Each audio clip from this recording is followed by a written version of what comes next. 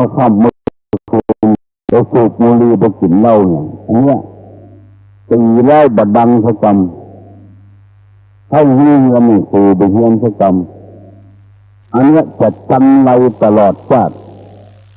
จุพ่อจุแม่จัดหุ่นจัดมือความจริงการจุนั้นไม่ใช่จุพ่อจุแม่จุตัวเก่าละที่ตกเล่นตกฝนมันมีโอกาสที่จะมีความดีได้เพราะยิ่งสมัยนี้เต้นให้วิชาความรู้เอาป้อนมันสมองได้วิชาความรู้แล้วเอามาประกอบอาชีพแทนอนาคตไปหน้าตัวเองหมูตัวเองเป็นตุเป็นตุตัวเก่านั่นแหละ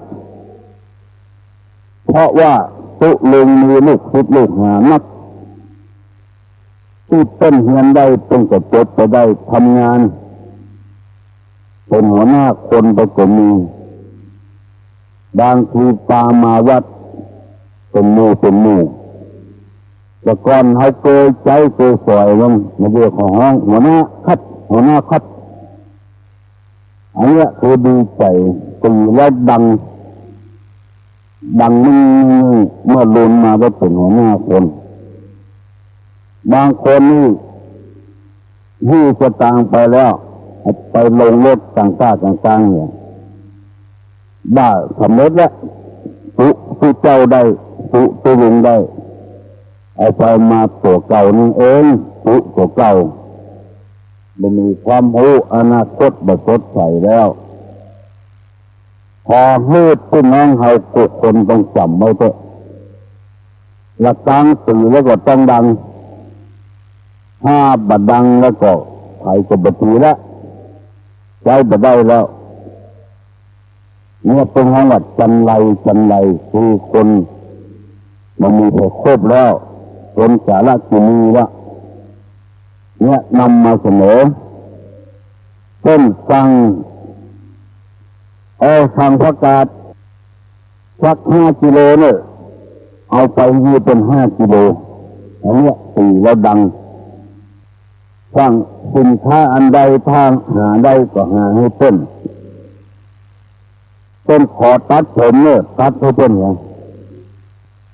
ต้นเหมาเล็ดไปส่งนั่นส่งนี่ไปส่งให้ต้นไงอันเนี้ยคนสำเร็จมันเกิดขึ้นอย่างเนี้ยบางรายนี่ก็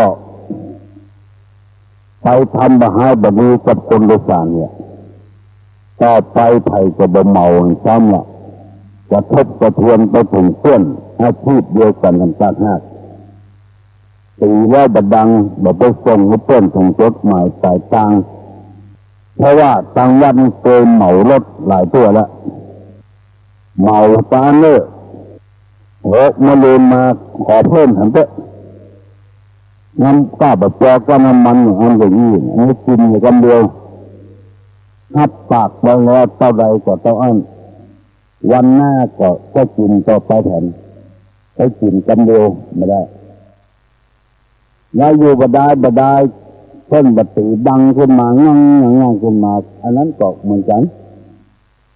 เพิ่นบักขอบักง้อเพิ่นบักต้องการแล้วไปมู่ทำให้เพิ่นไปก็ม่วนไปธรรมะนี่ขอให้ฟังกันด้วยมันจึงได้ความเคยมีดนตรีคณะหนึ่งมาเล่นที่งานวัดเล่นจัดเดียเอาหมอนั้นหมอนี้มาเนื้อเพื่อจะสนองความต้องการของคนพ่อบอกเอามาสัก3เนี่ยเอาหมอนนั้นเขาแตนหมอนนี้เขาแตนเห็นต่อไปเป็นแบบถามหาแล้วอย่างเงี้ยมันละมาถามหาเป็นซ้ำประสองตีแล้วบัดดังแล้วมันปิ้นกันทั้งอย่างเอาแล้วบอกแม่พี่น้องทั้งหลายเวลามันยังเหลือฉันอยู่ ลุงจะทำพิจารณาเนอะ ถามปัญหาเตรียมตอบตุลุงเนอ053 121 058จะถามธรรมะเนี่ยก่อนพ่อแม่ที่ขอรับสายโทรศัพท์ก่อนฮัลโหลฮัลโหลฮัลโหลเจ้าตุลุงเจ้าน้องมีคำถามที่จะถามคำถามที่จะถามเจ้าถามไม่จะได้มันใกล้วันคล้ายวันเกิดของเจ้าอยู่หัวเนาะน้องอยากถามแล้วก็ให้คนอื่นตอบบ่จำเป็นว่าเป็นประชาชนธรรมดาทุกศิษย์ทุกลุงที่อยู่วัดจะตอบได้เจ้าซึ่งมันเป็นความรู้ของเด็กๆเพราะว่ามันใกล้วันที่5 ธันวาแล้วเนาะศิษย์ของตุลุงหรือว่าลูกศิษย์ของพระอาจารย์ต้อมหาสวัยจะตอบได้เพราะว่าก็จะถ่ายทอดรายการนี้ไปที่ปุ้นตัวตอนนั้นน้องตื่นมาน้องได้ยินต้นประกาศว่า6 โมงได้อย่าลืมฟังรายการธรรมะเพื่อประชาชนเป็นเกาะติดของวัดโสภณารามก็ยังบัดได้ยินทางของสาหินนี้ต่อมาไม่ใช่คนเดียวเลยนะก็อยากให้คนต่อมาตัวต้องอยากถามว่าวัดประจำรัชกาลที่9เนี่ยคือวัดอย่างมันยากไปกว่าเจ้าตัวลงวัดประจำรัชกาลที่9คือวัดอย่างทุกวัดทุกกองก็ตอบได้เนอะถ้าเปิ้ลมีความรู้อย่างนี้แบบนี้แล้วก็อีกคำถามหนึ่งรัชกาลที่9เนี่ยท่านประสูติเมื่อวันที่5 ธันวาคม 2470อยากทราบว่าเปิ้ลเกิดที่ประเทศอะไรอย่างคำถามเนาะที่ก็ลุงจำได้นะเจ้าจำได้ละเจ้าเจ้าสวัสดีเจ้าวันนี้เนอะเจ้าก็ลุงจะถามว่าพรหมวิหารแปลว่าอะไรใครตอบได้ลองตอบตุลุงมาลองพรหมวิหารแปลว่าอะไรใครตอบได้ลองตอบตุลุงมาลองนี่เก่งมากครับดอนแก้วครับดอนแก้วครับของผู้ใหญ่ครับพรหมวิหารครับแปลว่าธรรมของผู้ใหญ่ธรรมของผู้ใหญ่ครับเก่งมากธรรมของผู้ใหญ่เนาะครับถูกต้องละดอนแก้วตอบมาน้องพิสมัยบ้านดอนตันให้ถามลูกศิษย์ลูกหาว่าวัดประจำรอเก้านี่คือวัดอะไรอย่างฮัลโหลสวัสดีครับครับขอตอบคำถามที่2ของที่สมัยครับน้องอามเหรอครับพระเจ้าอยู่หัวเกิดที่ประเทศสหรัฐอเมริกาก่อนครับทางเดียวให้พูดที่สมัยตอบเนาะครับแล้ววัดประจำรอเก้านี่เหรอมาหูครับมาหูครับเป็นอย่างน้อน้องเนาะครับน้องเนี่ยน้องจะโทรไปตอบครับถ้าน้องหูน้องจะโทรไปตอบครับน้องจะถูกก่ออีกอย่างครับกันเดียวจะถามผู้ที่สมัยเนาะครับให้เป็นตอบเนาะครับตุลุงก็เราจะรู้ปัญหาพอดีนะครับยินดีนะครับครับยินดีนะครับใครตอบได้วัดประจำของรอกเก้านี่วัดอะไรเหรอรุดไปหมดแล้ว ก็โทรมาใหม่ว่าวัดประจำของรอเก้านี่คือวัดอะไรแล้วรอเก้านี่เกิดประสูติที่ประเทศอะไรเหรอเราดีเจ้านมัสการเจ้าคือเลยไม่แดงเหรอใช่เจ้าที่หน้าสารกลางเจ้าหน้าสารกลางบุญเนาะเจ้าก็ฟังก็รู้ได้วันเจ้าแต่ไม่ได้ตอบไม่ได้ตอบแต่เป็นอย่างเนาะปฏิบัติธรรม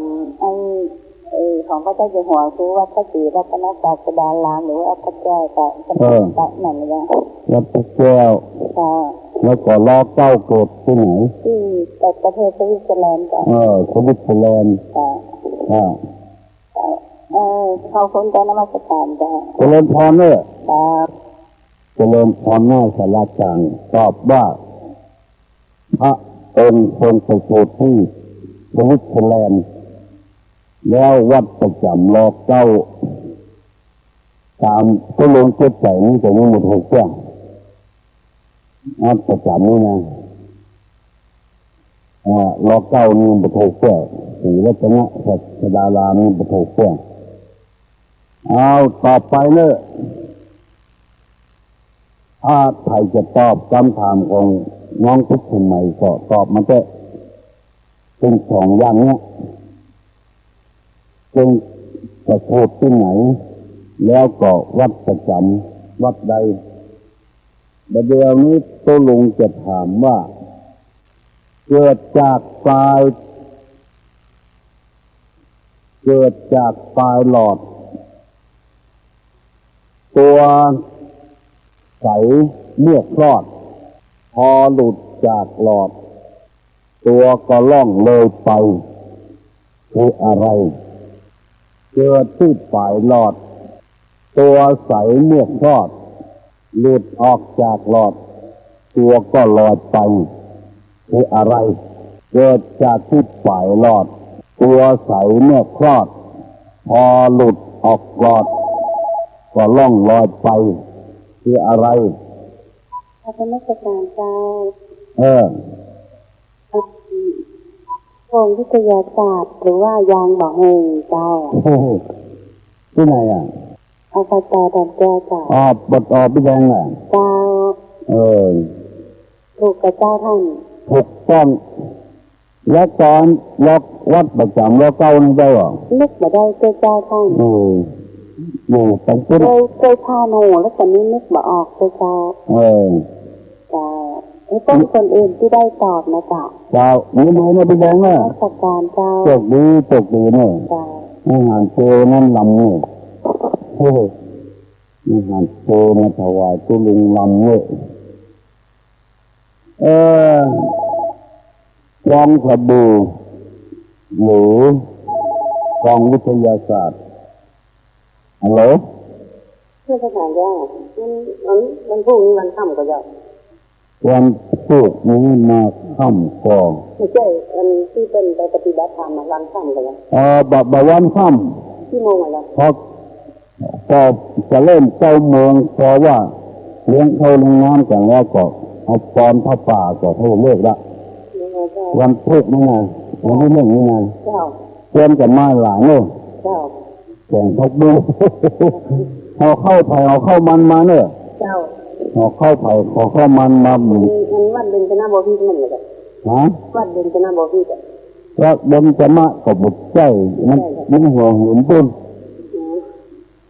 นประจำนะต้นหัวหุ่นเพราะวังใจกังวลเพราะประจำต้นอยู่ที่หัวหุ่นต้นแล้วก็ลืมชื่อวัดไปละมาประการค่ะนี่เนี่ยถ้ามาหลายๆมันลงเนี่ยวันพุธนี้จะได้ปฏิบัติธรรมเฉลิมพระเกียรติและเป็นงานของอปอองค์การอปอนี่ก็คือหมายความว่างานของหน่วยอบรมประชาชนประจำตำบลประจำอำเภอถ้าอปตนี่ประจำตำบลอปอนี่คือหน่วยอบรมประชาชนประจำอำเภอมาจัดกันที่วัดโพธนาราม ขอเชิญชวนผู้สูงอายุผู้เคยปฏิบัติธรรมในต่างพรรษาเอามาสรุปว่าตำบลต่างๆเนี่ยอย่างท่องจะให้ผู้เจ้าคนได้แถลงแล้วผลงานอันใดดีเราก็จะช่วยกันปฏิบัติให้มันดีต่อไปแถมเพื่อว่าพระศาสนาเราจะเริ่มรุ่งเรืองขึ้นวันพุธเนี่ยที่วัดโสธนารามกินข้าวงายแล้ว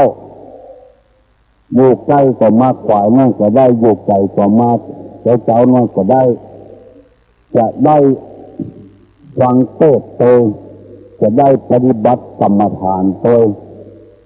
เฉลิมพระเกียรติพระพุท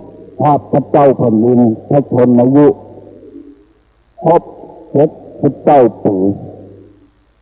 แล้วบ่าย5 โมงที่สถาน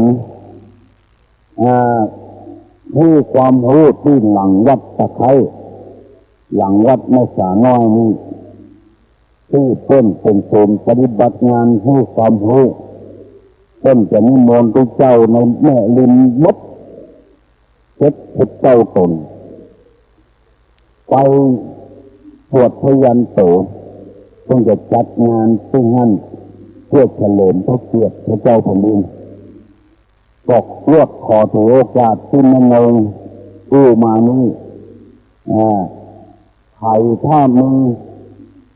วันวัดที่วัดโสธนารามนะถ้ามีเครื่องชุดขาวเถอะใส่ชุดขาวมาขาวเพื่อมาปฏิบัติธรรมมาเพิ่มเติมความรู้ที่มันนักขึ้นแผนควรจะมาเน่เพราะวันพุธนี้เป็นวันพัดพอดีตู้ลุงก็ว่างพอดีบ่ได้ไปซอกเลือดแล้วก็เป็นวันเรียนดับเพลิงกุฏิให้จัดกันที่วัดโสธนารามที่เจ้าพนายวัดต่างๆจะได้เอาของต่างๆมาช่วยเหลือมาให้มามอบให้คนที่มาวัดมาวาบ่อยๆมื้อนี้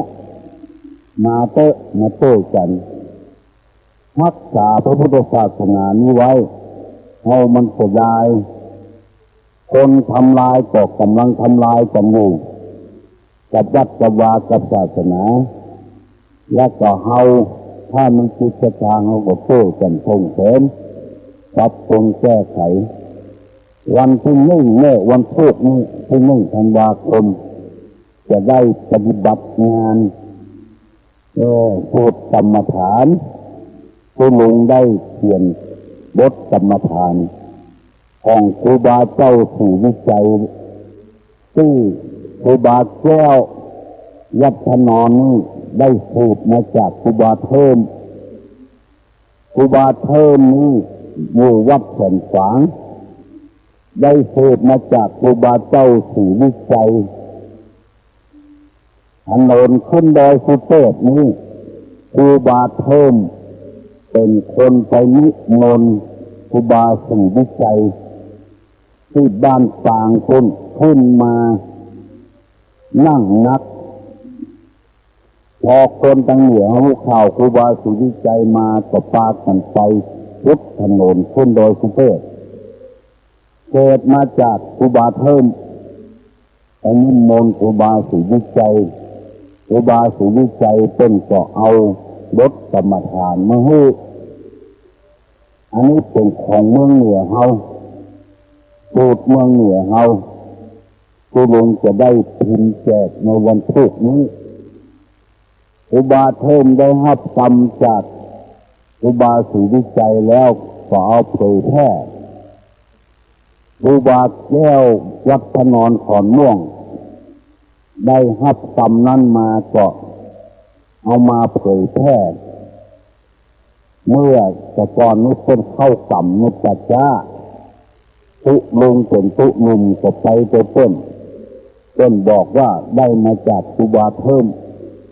ครูบาเทิมวัดแสนฝางได้มาจากครูบาสู่วิจัย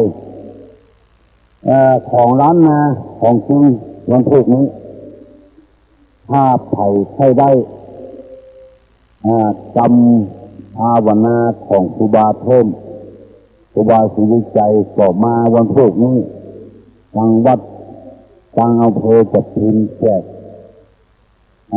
พิมพ์ไปประมาณสัก1,000 เล่มถ้ามาบ่ถึงก็บ่เป็นหยังถ้าใครเขาได้ก็มาติดต่อที่ตุลงนี่จะพิมพ์ต่อไปแทนขยายของคนดีครูบาศรีวิจัยถามทำเนอบัดเดียวนี้จะถามว่าจะได้หา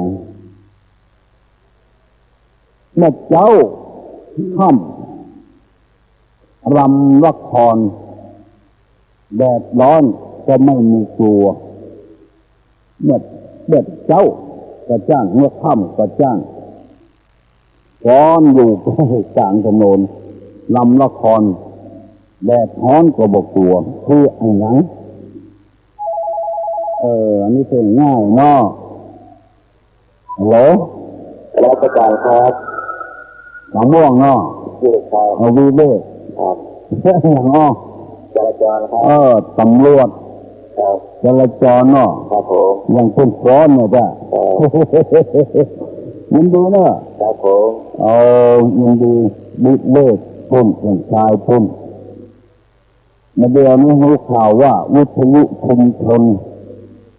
ทางอำเภอสันทรายนี่มีหลายที่เนี่ยบางทีก็มาขึ้นมันลดกวนกันพอวิเลกนี่ฟังสถานีนี้ได้ก็ดีละ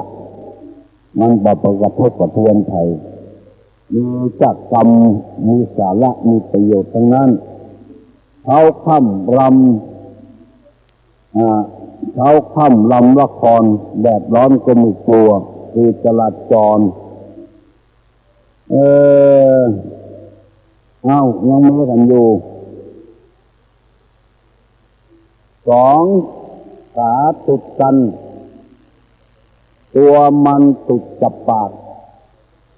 เวลาหิวมากขยับปากดังกึดอย่าง2 ขามันติดกัน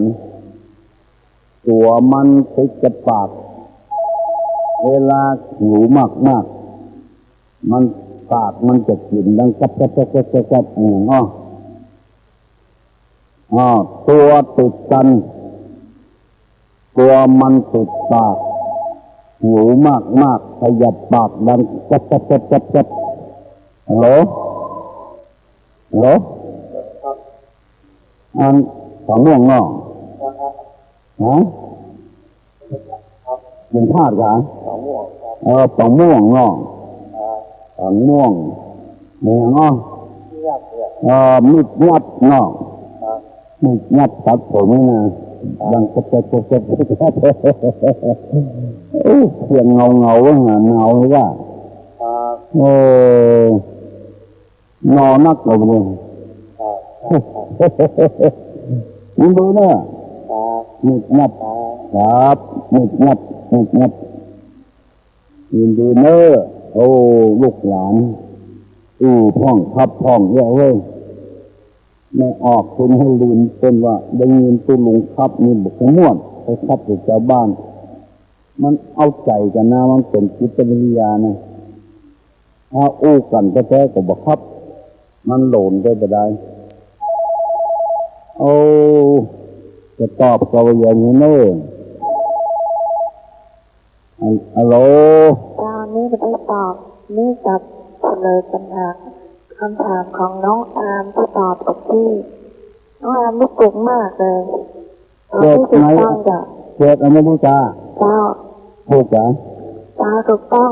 เดลลับเมื่อซาซูเซตสหรัฐอเมริกาเจ้าสวิตเซอร์แลนด์เนี่ยปัจจัยเจ้าเกิดอเมริกาเนี่ย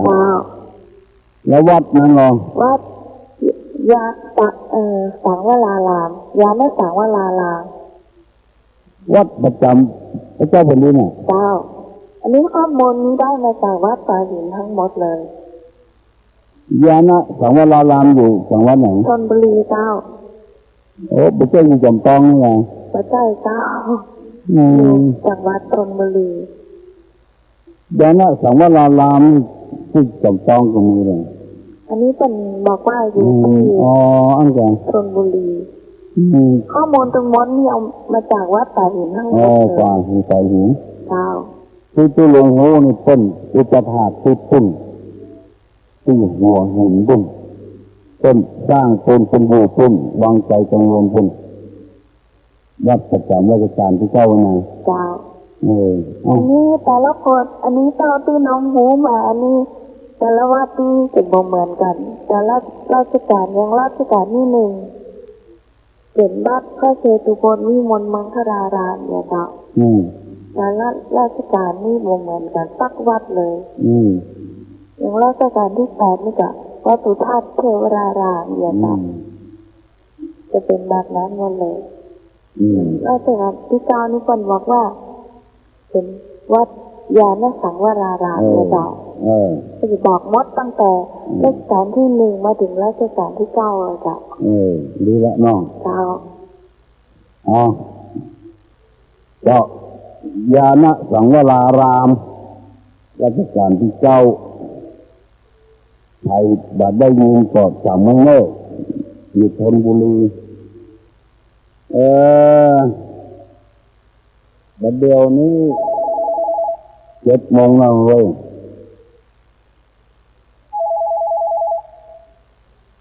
ฮัลโหล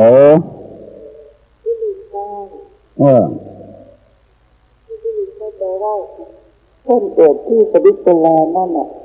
ต้นติดตามพระชนกพระราชนีไปกับเราจ้ะต้นเกิดที่เมืองเม็กซาจูเซตส์ที่อเมริกา10 กว่าขวบแล้วต้นถึงตามไปที่สวิตเซอร์แลนด์ที่สวิตเซอร์แลนด์นี่เป็นติดตามไปบ่ได้ต้นเกิดที่เม็กซาจูเซตส์ที่อเมริกาเกิดที่อเมริกาน้องอามนี่ถูกต้องเนาะยินดีเนอะคุณนายเนอะเจริญพรเอาแล้วเนาะพี่น้องทั้งหลาย7 โมงแล้วเนอะเอาตอบของคำง่ายปุ๊บตุลงฮัลโหลครับสวัสดีครับ ที่ไหนครับของง่วงครับ ง่วงเนาะครับได้ถามนะครับวัดอะไรที่คนใกล้วัดอย่างที่เขากลัวครับใครตอบก็ได้ครับวัดอันยังที่คนแบบให้ใกล้กับคนหัวครับให้ตอบได้วัดที่คนกลัววัดอันยังให้ตอบได้พอเด้อแต่โดยตรงนั้นละให้ตอบได้ท่องวัดที่คนแบบไปใกล้วัดที่คนกลัวหรือวัดอันยัง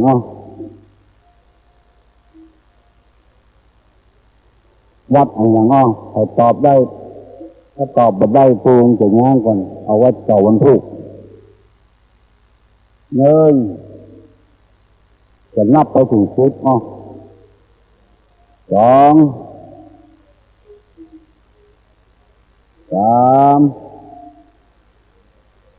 วัดที่คนแบบไปใกล้วัดที่คนขัววัดอันยัง3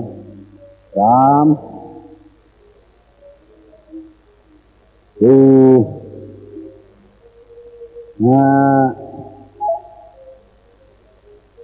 6 7วัดที่คนแบบไปใกล้วัดที่คนขัวตอบมาแล้ว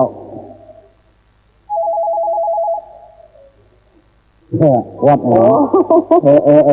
อันนั้นมาจากเจ้าแต่ก็ว่าวัดหัวจ้ะ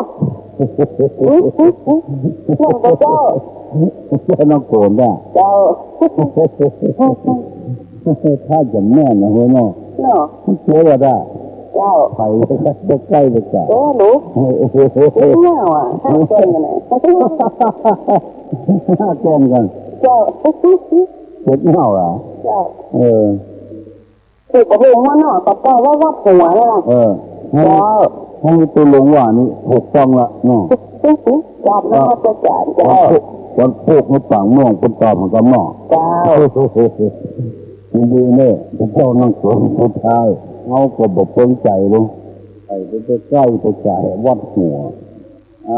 วัดที่เป็นหัววัดที่แผ่ในใกล้คือวัดหัวยินดีเนอะพี่น้องทั้งหลายทุกคนตุลุงก็ขอขอบคุณเนอะมีจิตใจเป็นกุศลในสังโมดทุกคนวันนี้ตุลุงจะย่างเหตุก่อนผู้ปากันบุตรสังเดินด้วยทำสี่ประการคืออายุมั่นสังยืนสองมีผิวพรรณดีและเศร้าบ่มองเพื่อ